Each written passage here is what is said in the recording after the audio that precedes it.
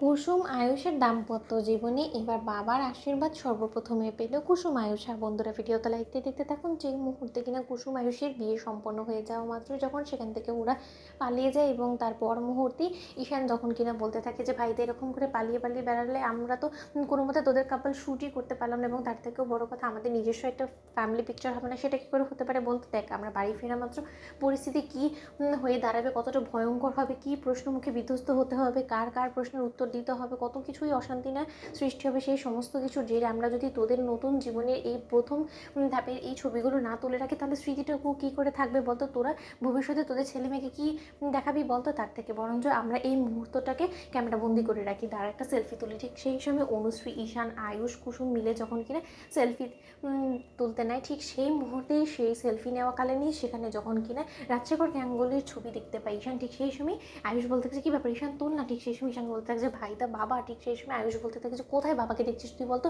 তুই সব জায়গায় মা বাবাকে কোথা থেকে খুঁজে পাস। ঠিক সেই সময় ঈশান যখন কিনা বলতে থাকে যে তুই পেছন ঘুর। ঠিক সেই সময় পেছন ঘোরা মাত্র আয়ুষ এবং কুসুম যখন কিনা ইন্দ্রাণী গাঙ্গুলিকে না দেখে রাজশেখর গাঙ্গুলিকে দেখতে পায়, ঠিক সেই সময় রাজশেখর গাঙ্গুলি কুসুমের নাকে সিঁদুর পড়ে এবং কুসুমের স্মৃতি দিয়ে সিঁদুর পড়ে এবং আয়ুষকে বর বেশে দেখা মাত্রই রাজশেখর গাঙ্গুলি চমকে ওঠে এবং বলতে থাকে যে সমস্ত কিছু আমি কী দেখছি। ঠিক সেই সময় আয়ুষ যখন কিনা দৌড়ে ছুটে যায় রাজশেখর গাঙ্গুলির কাছে এবং বলতে থাকে যে বাবা বাবা আমরা অনেক বড় একটা ভুল করে ফেলেছি, কিন্তু আমরা কোনো মতে ছেলে মানুষই করিনি, এবং তার থেকে বড় কথা যা কিছু তুমি তোমার চোখের সামনে দেখছো সেই সমস্ত কিছু আমাদের সম্মতি নিয়েই হয়েছে, এবং এই সমস্ত কিছু সম্পর্কে তোমাকে এবং মাকে জানানো হয়নি, তারও একটা কারণ আছে, এবং আমরা পরিস্থিতির চাপে পড়ে রীতিমতো সিদ্ধান্ত নিয়েছি কাউকে কোনো কিছু না জানিয়ে গণবিবাহের মধ্যে আমরা নিজেদের বিয়েটা সম্পন্ন করেছি। এই সমস্ত কিছু আমি সমস্তটা তোমাকে খুলে বলবো, কিন্তু তার আগে তুমি আমাদেরকে কথা দাও যে তুমি আমাদেরকে সাপোর্ট করবে, আমাদের এই বিপদে আমাদের পাশে থাকবে। বলো বাবা, তুমি চুপ করে রইলে কেন। ঠিক সেই সময় রাজশেখর গাঙ্গুলি বলতে থাকে যে তোমরা তোমার মাকে এই সম্পর্কে কোনো কিছু না জানিয়ে অবগত না করে তোমরা কিন্তু অন্যায় করেছো, এবং সেই অন্যায়টাকে তোমরা রীতিমতো ধামাচাপা দেওয়ার জন্য তোমরা আমার সহযোগিতা চাইছো। তোমাদের কি মনে হয় বলো তো যে আমি এই কাজে যেখানে